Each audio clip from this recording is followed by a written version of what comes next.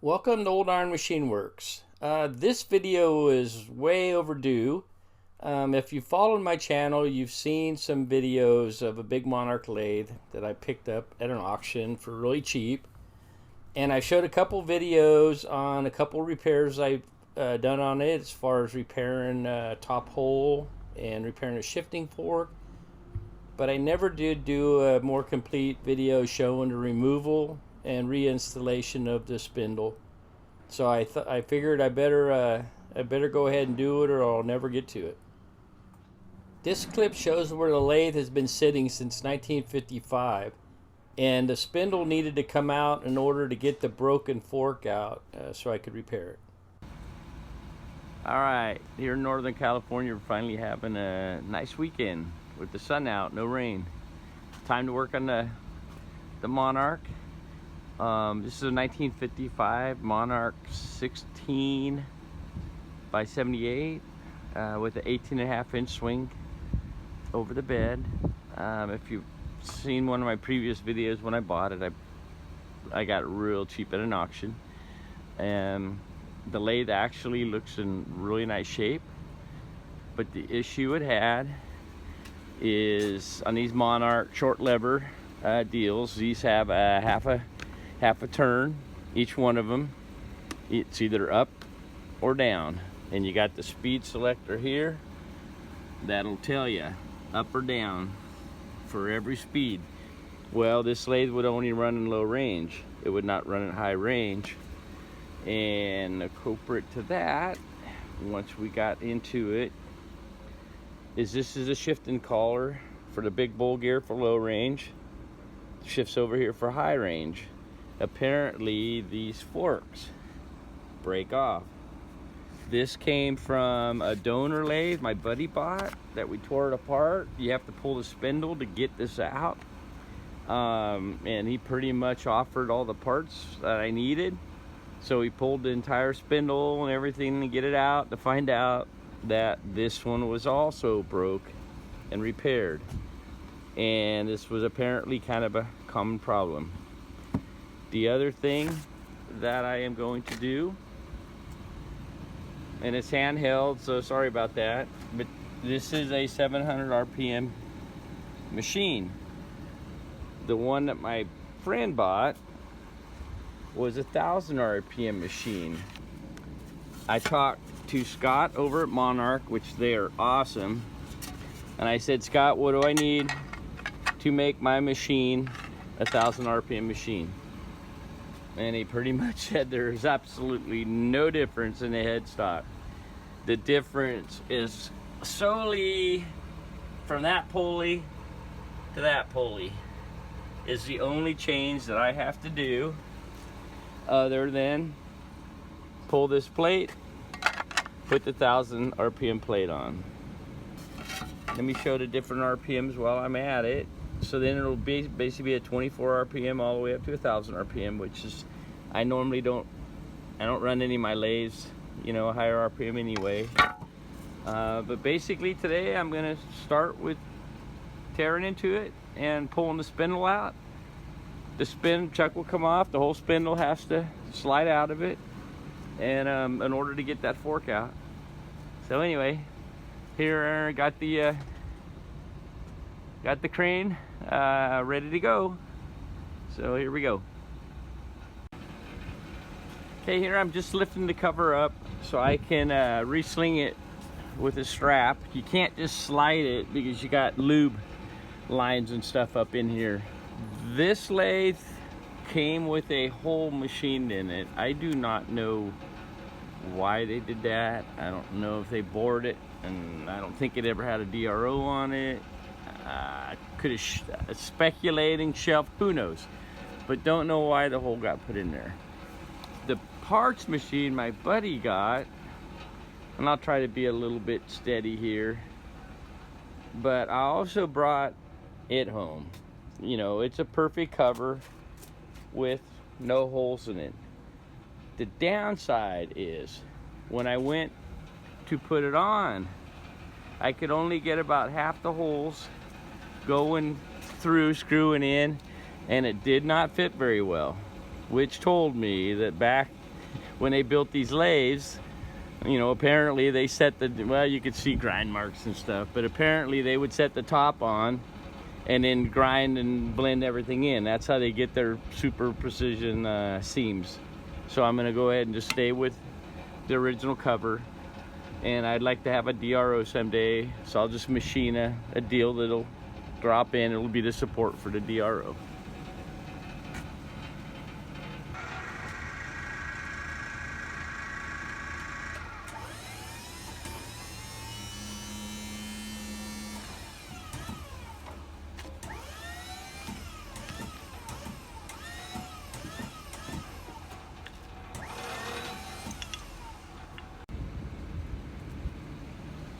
Alright, I got the cover off, and now I'm pulling the chuck off. This is a D16, which basically has the 6 pins that go in here, and then you just twist these, and they'll generally be between like 3 o'clock, 6 o'clock, you know, when they're tightening it up. You know, and then, you know, in the center you got a slide taper that pops loose. Gave it a couple whacks, my good old faithful Mac dead blow, but apparently it's getting a little old. I bought this many years ago, and I kind of blew a chunk off, you know. So what's nice about it is next week I walk out to the Mac truck and I give it to him and he gives me a new one. That's the one advantage of paying overpriced prices for tools. Alright, I got the chuck off, and I kind of feel the need to kind of address this a little bit. And the way these mounts are is on this particular one, it's got the 6 pins. You can see the cutouts here. The way it's designed is this chuck will slide over this taper, pins will fit in the hole, and when you tighten it, it pulls the pins and it draws up this flat surface here to this mating flat surface right here. At the same time, the taper is already starting to lock up on the taper right inside of here. The design is that the taper will center the chuck, and when you tighten the pins, it'll draw it tight against here. Well, cleanliness is next to godliness with any kind of chuck. A long taper, the D1, the L series, whatever it is. Well, I pulled this off and I start looking in here. See this crap machining that's piled up into the corner? So I rotated over here, and hopefully you can see the impressions all the way around there.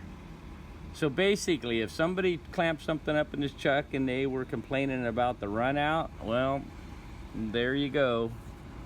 Anyway, all right, enough on the darn D1 mount.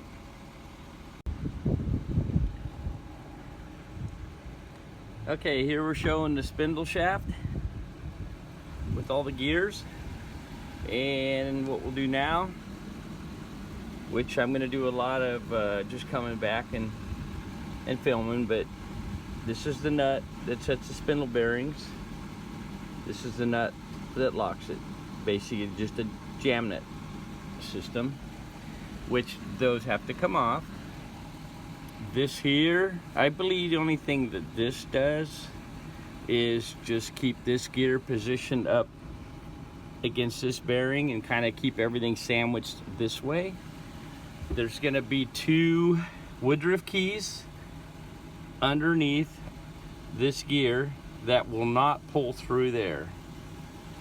There will be a 2-piece snap ring right down in there. I'll try to pop it out and then I'll fish it out and I'll show you how it works. That snap ring has to come off before it'll allow the gear, before it'll allow the shaft to slide that way. So basically, snap ring, 2 Woodruff keys underneath here,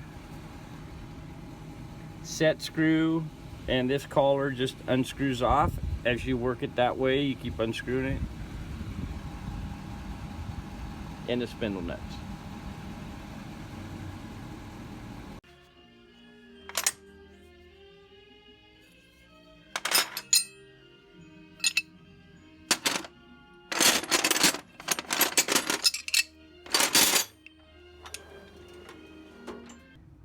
What they have is a little set screw that locks it, and there's just a little brass slug. The brass pushes against the threads so the set screw doesn't booger the threads up. I've already taken the spanner and knocked it loose. I just got to go get a wire brush and clean this up.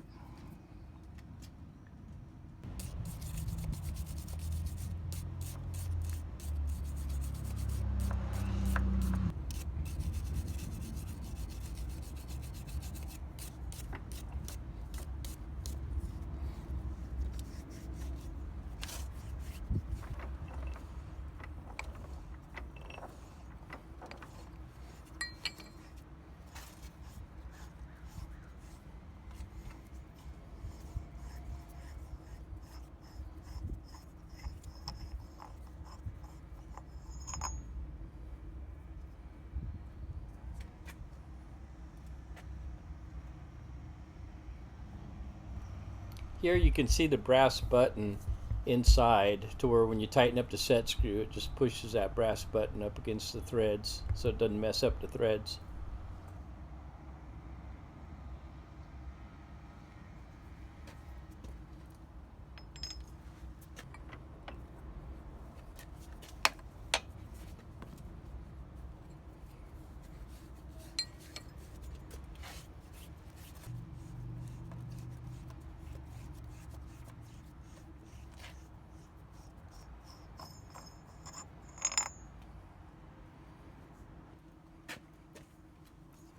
Okay, on these collars here, those collars are locked with a key to the shaft.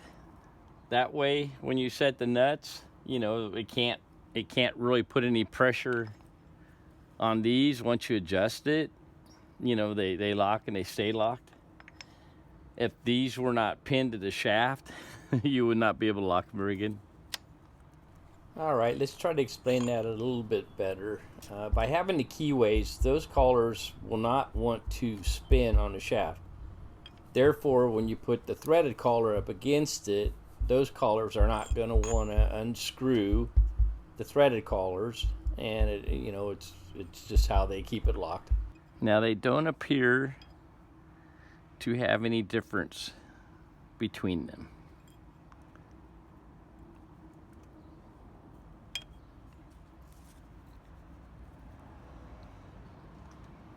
They got 2 Woodruff keys, one here, one on the back side.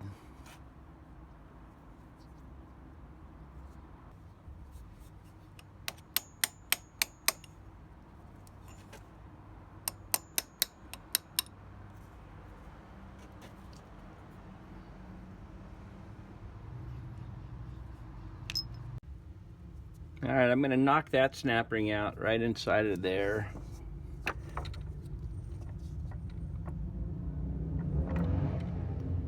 Unfortunately, I don't have a stand that's gonna hold my phone while I do that. So I'm gonna just knock them out. They're probably gonna fall to the bottom, and then I'll get my magnet and pull them back out. Okay, here's the snap ring out. I don't see too many of these style snap rings. The last time I dealt with this style, or the only other thing I know uses this style, was I used to work on versatile tractor transmissions, and they would use these between a lot of the gears, you know, but you can see where one drops into the other, but when it's up tight against the shaft, that's what locks it in there and keeps it from coming out. All right. next, got to get the loosen that set screw. All right, next is that set screw right there. Okay, I got this collar screwed all the way back. As you're screwing this off, just tap the shaft in that direction and then keep spinning that back. Now we're at the point where this gear will slide back and it will expose that woodruff key. Now we can pull that woodruff key out. That woodruff key will not pass through anything here. There's another one back here. So now as we keep working the shaft in that direction, as soon as we see the other key, then we'll pull it out. And at that point, that shaft will slide all the way. Nothing else holds it.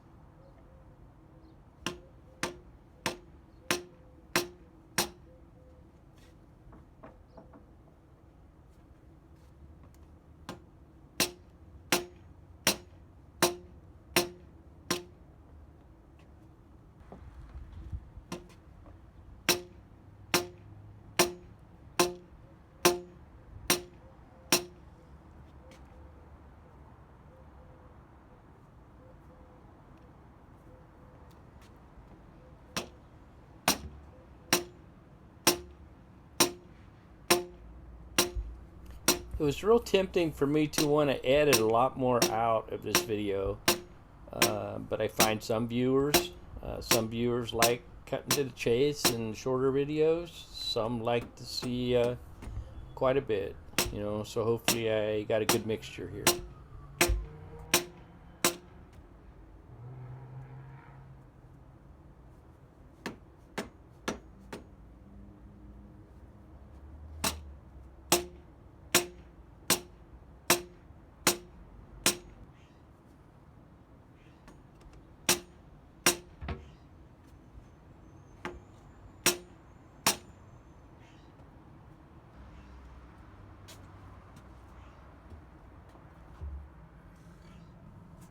Okay, we got to the point where now we can take the second woodruff key out. Okay, the shaft is now ready to go ahead and pull all the way out. Nothing else holding it.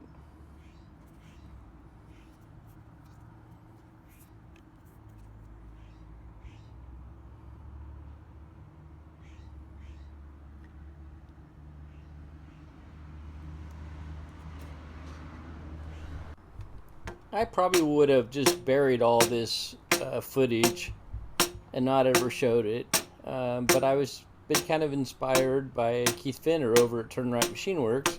He picked up an older, I believe 1941, smaller Monarch that he's done a complete teardown. I did not want to do a complete teardown on this one. I just wanted to repair what was there and go with it. And another is Max Grant at the Swan Valley Machine Shop. He is also doing a series of a big lathe that he's picked up and tearing into. And both those guys are guys I enjoy watching very much.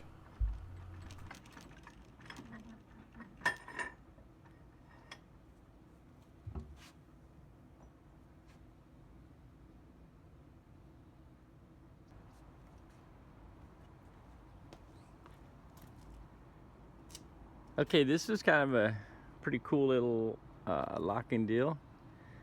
That thread portion right there just has a set screw that pushes in, and it just pushes this whole threaded key tight against the shaft. Pretty cool.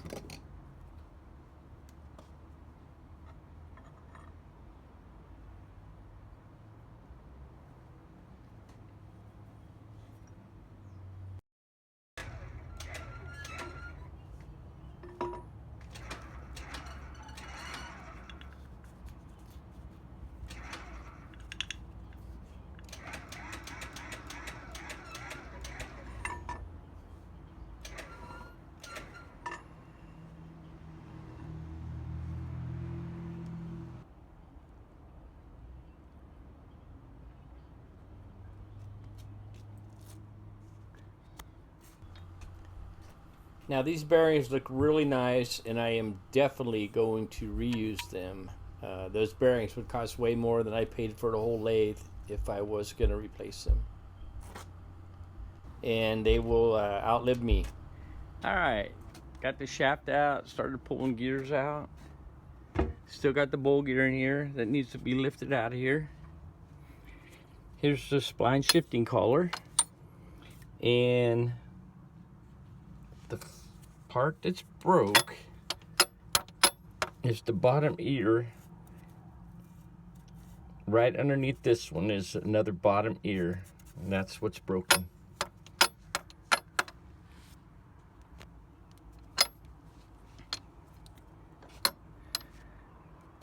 In order to get that out, there's a shaft that slides all the way through here.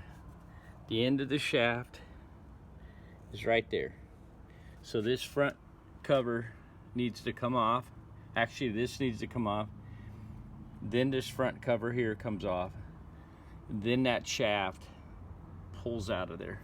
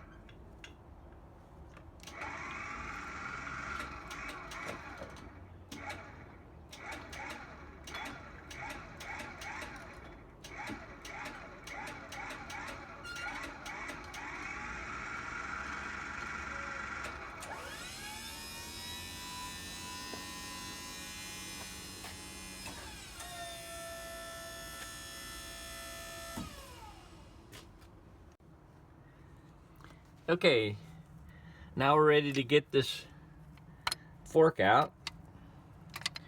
So what we have is we have a set screw right here. We have a set screw on this collar.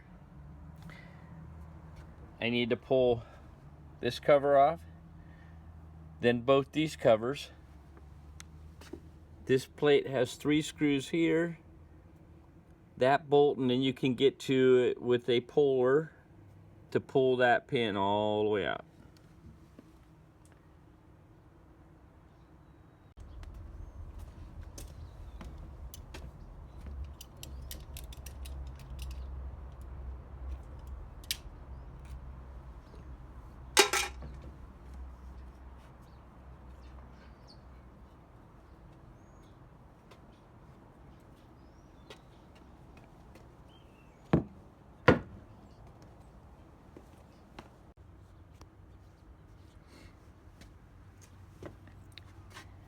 Okay, got the cover off, got the 4 bolts off of this cover. This cover needs to come off before this one comes off, because right here, this speed chart covers it up. Here, you got 3 Allens, one here, here, here, and then you have these screws. These screws are like alignment pins that kind of align everything up. So what I got to do now is pull this lever off. This lever has a set screw right here and then a tapered pin that needs to be knocked out. And then this needs to be pulled off.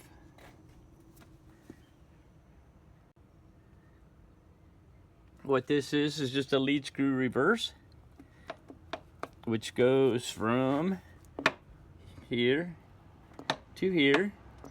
And what that's doing, and I'll go ahead and show you the linkage inside, all it's doing is shifting that collar from here to here, and it comes up and reverses rotation just through the series of gears for the lead screw. And you can see on the bottom, the shaft that's actually turning.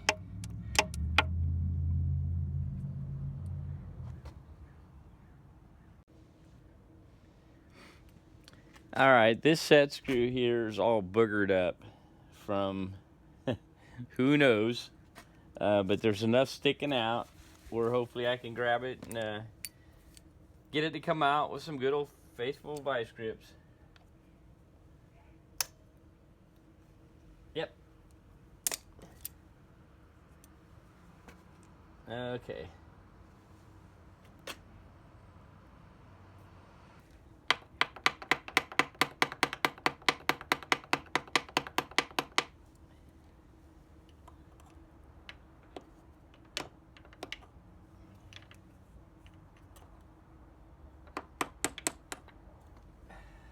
Okay, that didn't take much.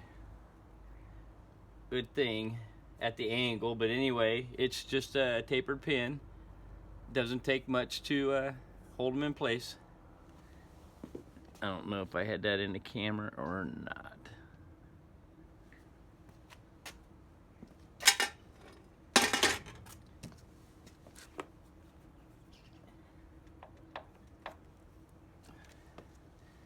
Okay, handles off. If you can see here, here's your two detent positions. There's the detent. It's just spring loaded inside.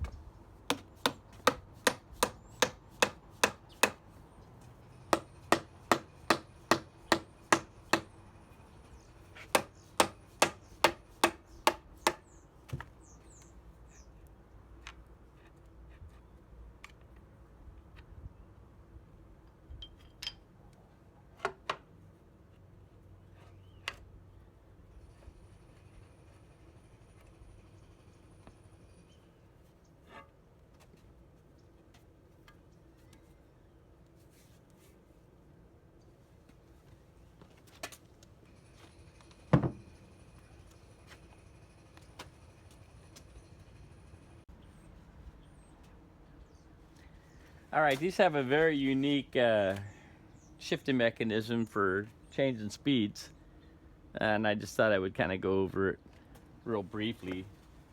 First of all, I mentioned that the two pins here, they want this cover anchored. They don't want it moving around anywhere.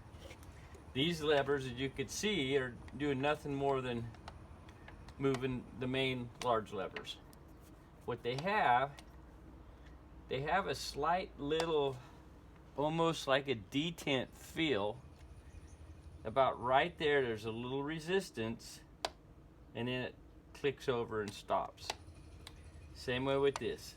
The outside ones rotate towards the outside, the inside ones rotate towards the inside. Towards the inside, towards the outside. These levers here, where they turn, all they're doing is pushing that this direction or this direction. And when they're camming over, let me try to make this so you can understand. When it cams over, it's pushing up against here. The detent you're feeling is nothing more than these rubber snubbers.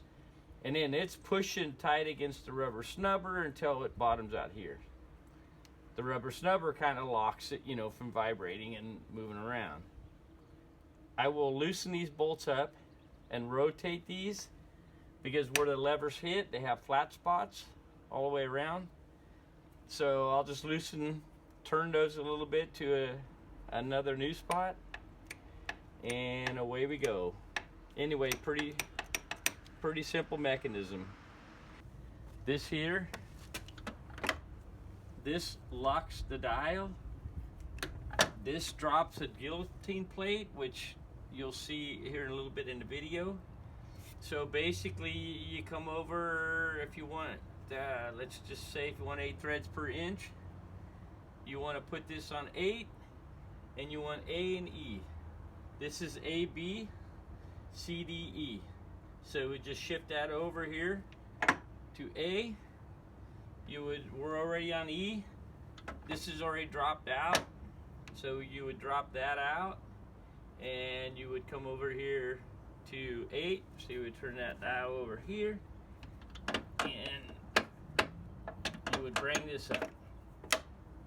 Normally you have to spin stuff. You know, when they hang up, they're just trying to catch between gears. You know, this is actually a 9. You know, but sometimes you actually, there we go. You know, you gotta move it and jockle around a little bit. Okay. This is just gonna pull off. This is gonna have its own little gear on the back side there. So, here we go. That's showing the gear mechanism. Hopefully you can see it. When you're turning this, it's moving the bottom gear, and then it has a gear here that's just spinning this, you know, just an indicator is all it's doing, let you know where it's at. Alright, now we're gonna lift this main piece up and out of here, and this has got to be timed. As you can see, the lever don't go all the way, so it has to be timed just right to where when it raises all the way up, this is all the way up.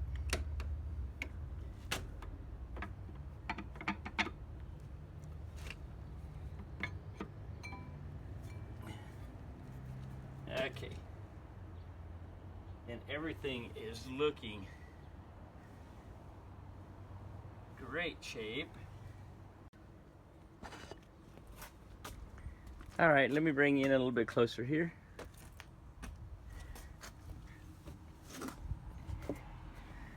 You have that slide bar that slides up inside of here. When you drop this, let me see, when you drop that, those gears drop it out. That allows this to shift over wherever it needs to be. I'm turning the handle right here. Okay, while we're at it, there's the pin I dropped. Okay, we got this set screw out. We got this set screw on this lock collar backed out. I'm gonna leave it because it was staked and pretty tight, so it's backed off. It's free from the shaft. What we had here is just a cork, gasket, and a little cap that had 3 screws. This went through that cap and kind of kept the pin located in there. What we're gonna do, I'll probably either get a slide hammer or 5/16 coarse thread all thread that I can screw in. I'm touching in right now.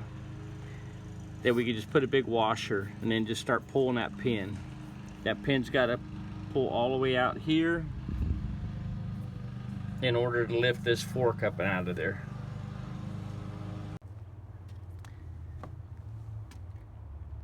Okay, got the shaft pulled out.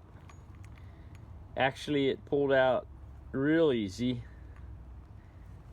What they have, they got a set screw here and then on this collar that keeps it in position, and the ends of the set screws actually have the little button that locks right inside of the shaft, and then it has another short set screw on top that locks it. So there's the shaft. Now there's nothing holding this in, so it is ready to come out. Okay. There is the ear that broke off.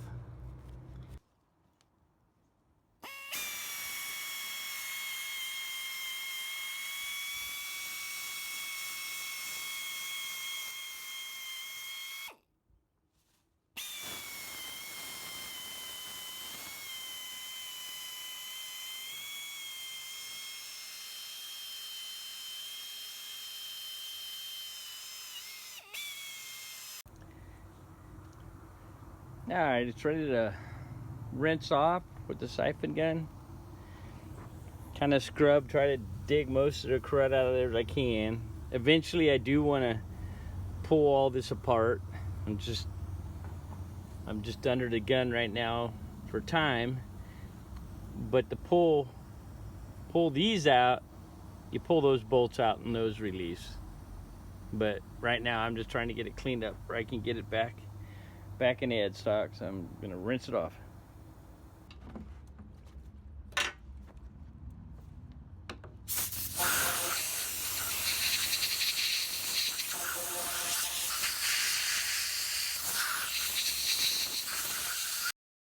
I'm going to release this video in a two-part, but I'm going to release them at the same time. So if you enjoyed the first part, jump over to part 2. As always, I always appreciate you taking time to check out the video.